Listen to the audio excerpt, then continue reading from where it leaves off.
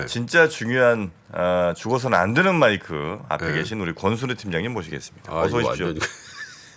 반갑습니다. 안녕하세요. 쌍프로TV 권순우 네. 팀장입니다. 아유 반갑습니다. 그래도 김프로님 목소리 안 들린다고 네. 굉장히 좀 화를 내시는 분들이 많은 거 보니까 김프로님 목소리 듣고 싶어하는 분들이 굉장히 많은 것 같습니다. 아 그렇습니까? 예. 네. 그 이번 주가 주말이 부활절. 나 좀 어떻게 좀 해줘봐. 왜요? 여기서 이렇게 쭉 가라앉히니까 저기서 뚝 해주고. 네. 그러니까 뭐 말씀하세요. 뭐 해달라고요? 마이크가 되게 해드려야죠. 네, 마이크는 이제 됐어요. 네, 마이크는 됐어요. 됐네 이제. 예, 그 이번 주 부활절이에요. 네. 그리고 오늘 밤에 미국장은 열리지 않습니다. 그리고 봄이고해서 저도 과감하게 선언하겠습니다. 저 이제 회사 그만두겠습니다. 아, 오늘까지만 나오고 이번 주에는 회사 안 나오겠습니다. 아하. 식상하다. 아니, 식상해. 이제 미국 사람들 논다 그래가지고 좀 부러웠습니다. 미국 사람들은 부활절이라 놀아요? 네, 그 이번 주에 휴장한다 그러더라고요. 이번 벌절 놀죠. 성금요일. 이스터 할러데이. 아 그래요? 이스터. 그게 며칠이에요 그게? 그게 이번 주 금요일 성금요일. 예, 굿 프라이데이. 오늘? 예. 그래요? 예, 그래갖고 장이 안 열려서 오늘 그러니까 새벽에 끝난 장이 이제 이번 주 마지막 장이었는데 뭐 다행히 플러스로 끝났습니다. 네. 그리고 우리가 좋아하는 뒤로 올라가는 장. 아하. 그래서 다우존스는 조금 약했는데 0.1%, 0.01%. 네. 나스닥은 좀 이렇게 올라가면서 마감해서 어제랑 0.76%. 반대네요, 그죠? 예. 그 S&P 500도 0.36% 정도 올랐습니다. 네. 이게 아무래도 요새 좀 고용 지표들을 사람들이 좀 유심히 보는 것 같아요. 이게 매주 발표되는 지표긴 한데 그 신규 실업수당 청구 건수가 22만 8천 건. 그러니까 실업수당을 청구한 건수. 그러니까 실업자가 많아졌다라는 거죠. 예상치에 비해서 한 10%가량 높게 나타났다. 그러니까 한 20만 건 정도를 예상했는데 22만 8천 건이 나타났다라는 거는 네. 고용 시장이 조금 더 안 좋았다라는 지표로 좀 해석이 네. 되고 있습니다. 그래서 그 2주 이상 실업수당을 청구한 계속 실업수당 청구 건수도 한 180만여 건으로 2021년 12월 이후에 가장 높은 수치를 보였다고 해요. 네. 그래서 이게 이 고용이 조금 안 좋은 부분들을 이제 금리랑 엮어서 생각을 많이 하는 것 같아요. 금리 인상 좀 하기 좀 어렵지 않겠느냐. 네. 그래가지고 나스닥이 조금 좋은 모습을 보였습니다. 첫 번째 뉴스는요. 그 IMF 총재가 향후 5년간 세계 경제 연평균 3% 성장, 90년 이후에 최저를 기록할 거다 이렇게 얘기를 했어요. 네. 전반적으로 글로벌 금융 보시는 분들의 부정적인 전망이 좀 이어지고 있는 것 늘어나죠. 같아요. 예. 한국에 대해서도 그렇고. 예, 어제 김프로님이 글로벌 IB들의 전망에 대해서 좀 상세하게 좀 소개를 네. 해주셨는데 크리스티나 게오르기에바 IMF 총재가 얘기를 한 게 한 세계 경제 성장률이 5년간 3% 정도를 유지할 것으로 보인다라고 얘기를 했고요. 여기가 IMF하고 그 월드뱅크 세계은행이 봄 되면은 이제 같이 그 총회를 열어요. 네. 그거 전에 이제 세계 경제 전망 보고서라는 WEO라는 보고서를 발표를 하게 되는데 이게 올해 11일에 발표를 합니다. 이게 1월에 한번 발표를 했고 오는 11월에 또 발표를 하는데 1월 보고서가 이제 올해 경제 성장률 한 2.9% 정도 예상을 했었거든요. 네. 그러면 이번에 11일에 업데이트를 할 때 세계 경제 전망 보고서가 조금 더 약할 수도 있겠다. 라는 생각이 좀 들고요. 그 근거들을 한번 살펴보면은 일단 금융 부문의 위험이 경제에 하방 압력을 가할 위험 요인으로 증가하고 있다. 예. 그런 얘기를 하고 있고요. 그 지역별로 좀 차이가 있다라고 얘기하면서 아시아 신흥 경제의 경제 성장 동력이 강하고 올해 경제 성장의 절반이 인도와 중국에서 올 것이다라고 말을 했어요. 이 부분이 좀 우리는 잘 체감이 잘 안 되는 부분들이 좀 있는데 오히려 지금 미국 경기가 꽤 좋았고 중국 경기가 별로 안 좋았잖아요. 근데 지금 IMF 전망에서는 세계 경제 성장의 절반이 인도와 중국에서 올 거라고 했고 또 그 다음에 미국과 유로존 등 선진국의 90%에서 고금리 영향 등으로 경제 활동이 둔화되고 있는 가운데 저소득국은 자금 조달 비용 증가와 수출 감소를 겪게 될 것이다. 그러니까 미국이랑 유럽에 대해서는 이제 고금리 영향으로 경제가 점점 둔화될 거라고 보는 거고 또 이제 반대쪽에 좀 개발도상국 같은 경우는 자금 문제가 좀 있을 거로 보는 거고 오히려 인도 중국에서 성장이 좀 나타날 거라고 보는 거예요. 네. 그러면서 그 기술 디커플링 효과까지 더하면서 일부 국가는 GDP의 12%까지 이를 수도 있다라고 얘기를 하고 있고요.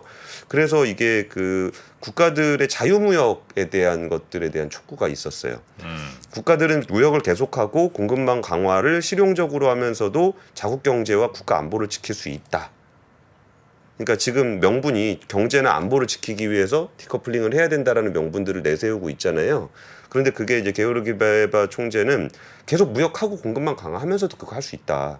이게 경제에 대한 우려를 계속적으로 얘기를 하고 있는 것 같아요. 계속 이제 무역하고 교육하자 이제 이런 얘기인 거죠? 그렇죠. 예. 그러면서도 이제 안보를 지킬 수 있으니까 안보를 명분으로 디커플링을 하면 안 된다. 지금 뭐 미국이나 중국 같은 나라들이 계속 뭐 안보를 이유로 뭐 수출을 막고 뭐 이런 일들이 계속 벌어지니까 그쵸. 그런 거 하지 말아라. 예, 그게 경제에 좀 안 좋은 영향을 미칠 거니까 더 강조를 하고 있는 것 같아요. 네. 그러면서 이게 중국 신임 총리 리창을 만났었나 봐요, 최근에.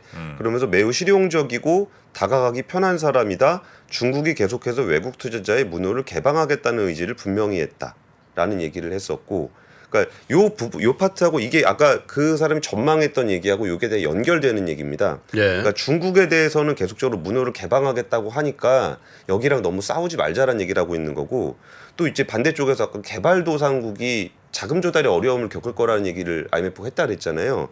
그러면서 했던 얘기가 리창 총리 만났을 때 너네 그 개발도상국에다 돈 빌려준 거 그거 좀 다 받을 생각 좀 하지 마라. 아니 근데 IMF가 예, 좀 뭐 무슨 경제 전망한다든 이런 거야 뭐 당연히 하겠습니다만 예, 예. 뭐 이런 거 하지 마라. 뭐 니네 안보를 이유로 무역 같은 거 이거 상관없다. 이런 얘기를 한다고 그게 영향이 조금이라도 있나요? 있죠. 있어요. 예, IMF는 굉장히 중요한 기관이잖아요. 아니 그럼 중요한 기관인데 예, 예. 이 IMF의 말을 중국이나 미국이 이게 듣냐는 거예요. 아니 뭐 강제성이 있나요? 강제성이 있는 건 아닌데 네. 이렇게 유의미한 기관들이 그런 식으로 얘기를 하면은 뭐 예를 들어서 뭐 레리 서머스가 얘기를 하든 뭐 제이미 다이먼이 얘기를 하든 그 사람이 얘기한다고 이게 뭐 연준의 의장이 들어야 되거나 그런 건 아니잖아요. 아니 근데 그거는 레리 서머스보다도 훨씬 더 강한 그 뭐랄까 구속력까지는 아니지만 그게 있죠. 왜냐하면 영향력. 인터내셔널 모니터리 펀드인데 네. 그 모니터리 펀드에 세계 각국이 돈을 우리나라 돈을 내놨잖아요. 네. 그래서 이제 위기 증후가 있거나 뭐 힘든 나라거나 뭐 왜냐하면 그 나라가 망하면 그 주변국들을 포함한 전 세계 경제에 영향을 주니까 그걸 이제 그 펀드에서 출자를 해주거나 뭐 이렇게 구제금융을 주거나 네네. 그러잖아요. 그러니까 다 사실 회원국이야. 네, 네. 근데 그렇죠. 이게 네. 근데 그게 미국 주도거든 지금까지. 네네네. 미국 주도로 돼 있었는데 네. 실제로 이제 뭐 중국이 그런 부분에 대해서 알고 있기 때문에 중국은 또 독자적인 뭔가를 하려고 하는. 뭐 아시아 펀드 뭐 이런 거 만든다면서요. 그렇죠. 이제 네. 근데 그거 어떻게 됐지 그거 우리도 거기 AIB. 그거 어떻게 됐어요? 뭐 부총재 갔다가 뭐 어떻게 그분 돌아오셨습니다. 그래요? 네, 네. 그 운영 잘 되고 있어요. 아 그래요? 예. 네. 근데 지금 정프로님의 그 폐부를 찌르는 질문에 제가 좀 당황했습니다. 아, 그래요? 예. IMF 총재가 얘기하면은 뭐 누가 이게 뭐 영향이 귓등으로 듣냐? 이제 예, 있나 싶어갖고 그냥 순간 움찔했습니다. 전망이야 뭐 잘 아니, 하겠지만 우리는 IMF 하면 좀 강하지. 우린 좀 약간 깡듯이. 예, 조금 약간 깡듯이. 깡듯이. 그 당시. 네, 순간 움찔했습니다.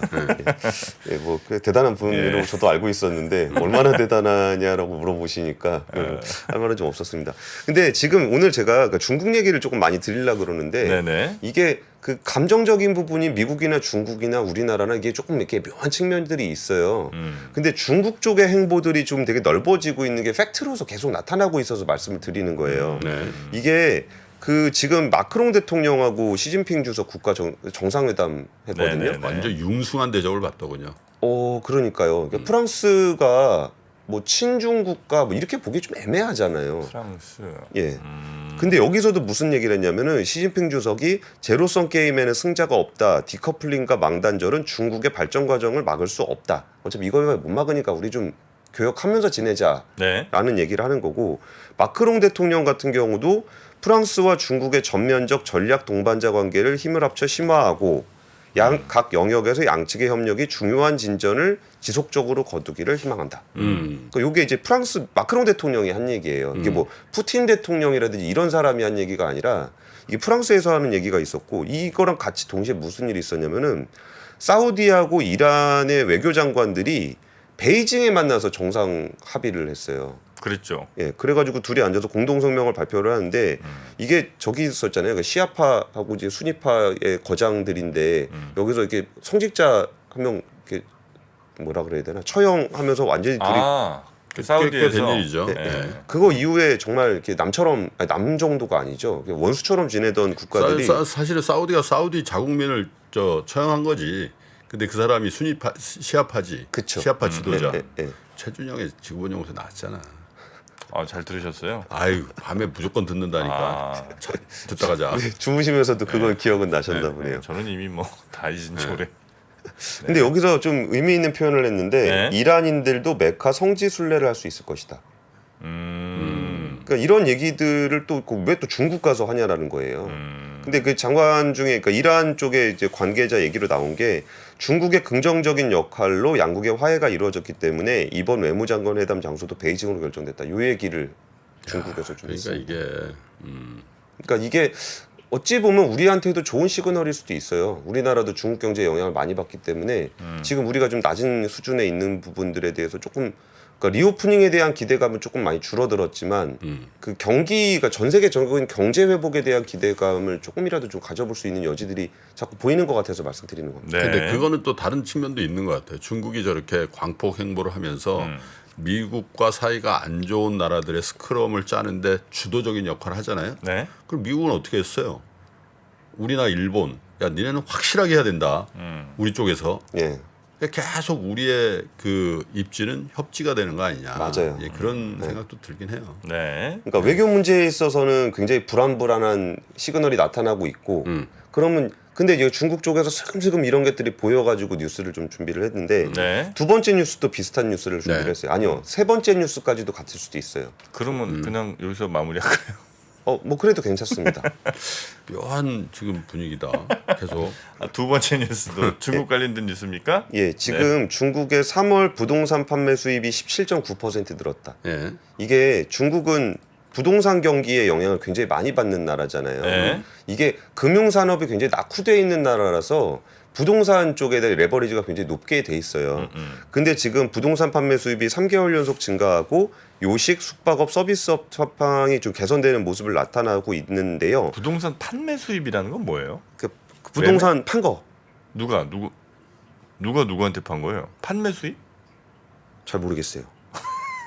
그러니까 예를 들면 뭐 정부가 이렇게 아니, 민간인한테 판 건가 아니면 아니 그 예를 들면 부동산 개발하는 사람들이 예. 업자들이 그렇지. 예. 그럼 부동산 판매 수입. 근데 그게 뭐 아파트만 판 건지 토지까지 판 건지 뭐 상업용 부동산까지 다 포함한 건지 뭐 개인 간 매매만 짓게 한 건지 아니면은 네. 개발자가 한 것만 짓게 한 건지 그거는 잘 모르겠어요. 근데 전반적으로 이제 부동산 경기를 얘기할 때 부동산 판매 수입이라는 데이터를 많이 쓰는데 네네. 요게 1월, 2월에 한 2.3% 정도 증가를 했는데 이번에 17.9%가 증가를 했다라는 거예요. 그리고서 이게 여기가 중국 부동산 시장을 중국 정부가 한 2020년 하반기부터 계속적으로 이게 눌러놨었잖아요. 그리고 나서 이게 좀 잘 안 된다 그래서 부양을 어디서부터 할까 하다가 이제 부동산 쪽으로 계속 조금 밀어주고 있는 게 있거든요. 근데 그런 부분들이 조금 나타나고 있다는 거예요. 그래서 지난 2월에 70대 도시의 신규 주택 가격 지수가 네. 18개월 만에 상승 전환을 했어요. 아. 그러니까 이게 아예 이렇게 이것 때문에 화랑이 됐다라고 얘기하는 것까지는 아닌데 이게 뭔가 이게 지금 이렇게 살살 이렇게 올라오는 듯한 느낌들을 받는 거예요. 네. 그리고 요게 올라오게 되면서 이제 내수부터 좀 움직이게 되잖아요. 그래서 음식 숙박업 수입이 전년 동기 대비 22.8%가 늘었다. 그리고 문화 오락업 서비스업 수입도 13.7% 9.3% 늘었다. 그러니까 이거를 중국 경기가 확실하게 반등한다라고 얘기할 수 있는 상황은 아니에요. 근데 이게 조금씩 올라오는 거. 우리가 기대했던 건 딱 열면은 경기 확 좋아지는 그거를 기대했었잖아요. 네. 그거는 좀 기대하기가 어려워진 것 같은데 살짝 올라오는 모습들을 좀 나타내고 있다라는 겁니다. 그래서 이게 서비스업 PMI도 3월에 한 1.9포인트 정도 올라서 58.2를 기록을 했어요. 그래서 뭐 이런 수치들이 조금씩 나오고 있습니다. 부동산 경기가 근데 조금 저게 1년 전 통계잖아요. 1년 전년 동월 대비. 예. 그런 거죠. 예, 예. 그럼 전년 동월이라는 건 거의 봉쇄 상태? 나오지 마. 그런 상태였잖아요. 예, 예. 그래서 저 증가율이라는 게 예. 크게 아니, 진짜 의미는 괜찮은- 있죠. 왜냐하면 바닥을 치고 올라오는 거니까. 근데 저게 예를 들면 전월 대비다 뭐 이런 거라면 전분기 대비다 이런 거라면 좀 더 의미가 조금 있겠으나 더 의미가 있는데 전년 동월 대비면 전년 동월이라는 건 뭐 기억하건대 야 중국은 그냥 저렇게 계속 봉쇄 정책을 해야 되냐 그런 얘기를 계속 했던 때니까 네네. 사실은 그 저 통계적 유의미성에 대해서 우리가 조금 더 좀 생각해볼 나름은 좀 있는 것 같아요. 네. 그러니까 이게 세 번째 얘기가 오히려 제가 제일 하고 싶었던 얘기인 건데 지금 댓글창 잠깐 보니까 중국 주식 안 하는데 왜 이렇게 중국 얘기만 계속하냐 그러니까 중국 주식 하시라고 말씀을 드린 게 아니라 오히려 이거 한번 보실래요? 이거 보여드리고 이것 때문에 제가 말씀드리고 싶은 거예요. 이게 PC DRAM 가격하고 서버 DRAM 가격인데 네. 1분기, 2분기 이렇게 있잖아요. 이게 다운 사이클은 맞아요. ASP 평균 단가가 DDR4, 4, 5 합쳐서 평균 단가가 15에서 20% 하락하는 걸로 나오잖아요. 네. 1분기가. 근데 2분기도 하락은 맞아요. 하락은 맞는데 10에서 15% 다운이잖아요. 이게 트랜스포스 자료거든요. DDR5 우리가 기대하고 있는 DDR5 가격도 1분기에 18에서 23% 하락하는데 낙폭을 거의 반 가까이 줄이네요. 여기서 10에서 15%로 낮아져요. 그러니까 이게 그 중국 경기에 영향을 많이 받아요, 이 디램 가격이. 네. 그리고 우리나라 수출 지표라든지 경제 성장률 지표가 이런 것들에 다 연동이 돼 있어요. 아 당연하죠. 예, 뭐 그래가지고 중국 지금 네. 중국에서 살짝 반등하냐 안 되냐가 오히려 그 삼성전자 주가에 미치는 영향이 굉장히 클 거예요. 그래서 그 얘기를 좀 드리고 싶은 거고 제가 네. 정작 이 얘기를 그동안 빌드업을 했다고 말씀드린 게 아하. 오늘 한 8시 반 조금 넘으면 삼성전자 실적 나옵니다. 실적 나오죠. 오늘이군요 드디어. 1분기 예. 실적. 그러면 대충 한 염승환 이사님 나올 때쯤 되면은 발표를 할 수 있을 거예요. 그때 나오면 바로 제가 또 그 단톡방에다 공유를 하겠습니다. 알겠습니다. 예, 그리고서 이제 얼마나 안 좋을지에 대한 그 부분들을 좀 봐야 되는 거잖아요. 뭐 다들 예상하시는 것처럼 삼성전자 1분기 영업이익은 한 7천억 정도 컨센서스예요. 7천억이면 영업이익이 94.9% 급감한 수준입니다. 그래서 반도체 부분은 한 4조 정도 적자를 기록할 것으로 예상이 좀 되고 있고요. 그러면 이제 우리가 그럼 2분기, 3분기에 어떻게 될 거냐 했을 때 아예 반등하고 확 날아갈 거냐 이렇게 보지는 않는데 이게 조금씩 지표들이 좀 좋아지는 게 나타나고 있다 그랬잖아요. 그러면 그게 좀 더 개선이 되다가 반도체는 원래 좀 이렇게 진폭이 굉장히 크게 나타나니까 네. 그런 부분들을 좀 눈여겨 보시면서 이 지표들과 삼성전자 실적 그리고 이게 좀 올라가는 타이밍 그런 그렇죠. 속도들을 좀 보시면 좋을 것 같고요. 그리고 삼성전자가 원래 오전에 발표를 하게 되면은 오후에 LG전자가 발표를 해요. 아 그래요? 네, 보통 이게 이 순서대로 하는데 보통 삼성전자 실적에 다 모든 관심이 쏠려서 LG전자 실적을 좀 잘 안 보게 되는 경우들이 있는데 네. 이번에 컨센서스로 보기에는 LG전자가 삼성전자보다 영업이익이 훨씬 많이 나올 겁니다. L전이 3전보다? 예. 설마. 한 1조 2천억 정도 영업이익 예상하고 있고요. LG가? 삼전은 아까 7천억 얘기했었잖아요. 네네네. 그러면은 이번에 실적이 뭐 현대차 쪽이 영업이익이 제일 잘 나올 것 같고, 그다음에 LG전자, 삼성 뭐 이렇게 되지 않을까 싶고, 또 이제 눈여겨볼 만한 실적이 LG에너지 솔루션 실적 발표 나옵니다. 엔솔 언제예요? 이거 제가 알기로 그러니까 기사에 나온 거는 오늘로 나오는데 이게 그 제가 이렇게 공시나 이런데 찾아봤을 때는 못 찾았어요. 근데 삼성전자는 여지껏 뭐 100%는 아닌데 어닝 서프라이즈 나면 빠지고 어닝 쇼크가 나오면 또 오르고 그러더라. 주가가. 오늘도 어쩌면 그러니까 이게 어닝 쇼크는 이제 전망치 대비해서 얼마나 안 나왔냐에 대한 건데 네. 실적이 안 나오는 부분에 대해서는 뭐 실적 안 나오겠죠. 잘 안 나오겠죠. 근데 거기서 제가 아까 보여드렸던 그 트렌드포스 전망 보고 이게 예전에 삼성전자 고점 있을 때 주가 엄청나게 계속 떨어지고 있어요. 1년 내내 떨어졌잖아요. 그때 이거 아까 제가 보였던 디램 가격 지표하고 비교해 보면은 거의 일치해서 가요. 그래서 지금 아까 중국의 경기 회복이 조금씩 나타나고 있는 모습들, 디램 가격 하락폭이 조금씩 줄어들고 있는 모습들, 그리고 삼성전자 실적이 거의 뭐 최악으로 나오는 그 상황들이 다 이렇게 버무려져서 나타난다고 보시면 될 것 같고, 그리고 저는 오히려 이제 엔솔 같은데 실적이 이게 얼마나 퉁퉁퉁 이렇게 위로 올라오는지 그런 것들도 되게 관전 포인트인 것 같아요. LG전자 뭐가 좀 좋았죠? 뭐 가전 네, 전장인가? 그러니까 그런 거 다 괜찮았어요. 전체적으로? 생활가전이라든지 이런 데 괜찮았는데 네네네. 아까 말씀드렸잖아요. 이게 7천억 영업이익인데 반도체만 한 4조 적자인 것 같다고. 삼성전자. 삼성전자. 예, 그럼 나머지가 그거를 다 어떻게든 메워가지고 7천억 이익이라도 내는 거잖아요. 근데 LG전자는 뭐 그런 부분이 오히려 반도체가 주력이니까 예, 오히려 그런 식으로 실적이 좀 나오고 그러니까 있습니다. LG전자도 사실은 지난 한 1, 2년 사이에 엄청난 일들을 한 거지. 예, 휴대폰 그러니까. 빼고 예, 휴대폰 빼고 전장 뭐 집중하고. 강화하고 그죠? 예. 그리고 전장 강화한 거의 연장선으로 보면 요새 자동차가 엄청 팔리잖아요. 그러니까 수출 지표 보면 한국 자동차 얼마나 수출 많이 나오는지 현대차 주가가 안 가서 여러분들이 잘 체감을 못 하시는데 근데 참 한국이 말이에요. 참 대단한 나라인 것 같긴 해. 네. 반도체가 저렇게 죽을 쓰고 있는데 또 옆에서 보니까 자동차가 엄청 팔려. 자동차 팔리고 거기에 배터리 넣어서 팔고 그러니까. LG전자 전장 넣어서 팔고 그러니까 가만 보면 한국 같은 나라가 있나 그런 생각이 들 정도로. 그죠? 포트폴리오가 있죠. 아니 뭐 반도체 하나 가지고 계속 하는 것 같더니 어느 날 갑자기 배터리가 뭐 하더니 그렇잖아요. 잘하죠. 예. 네, 좀 있으면 또 이제 뭐 아마 그런 것도 할 거예요. 로봇 바이오 AI. 빼놓지 마시고요. 네, 매드팩터. 네, 어쨌든 바이오 요새 조금 불안해요. 왜? 아니 자금 때문에 자금 때문에. 자금 때문에. 자금. 예. 근데 거기에 그 컨퍼런스 큰 거 있어가지고 전반적인 기대감은 좀 높아져 네. 있는 상황입니다. 아, 예. 그거 저 미국에서 하는 예, 거. 예, 예. 네. 자, 이렇게 오늘 네. 삼성전자 실적 관련된 이야기까지 네. 뉴스 3에서 짚어봤고요. 네. 이제는 장 시작 전부터 종료까지 쏟아지는 수많은 뉴스와 정보들. 이 중에서 어떤 것이 투자에 정말 도움이 되는 정보일까요? 3프로의 증시 셔터맨 박근영 마스터가 직접 정보를 선별하고 투자의 힌트를 드립니다. 시간도 아끼고 투자 아이디어도 얻는 시간, 박근영 부장의 마켓 힌트와 함께 하세요. 자세한 사항은 3프로 TV 앱과 홈페이지를 확인하세요.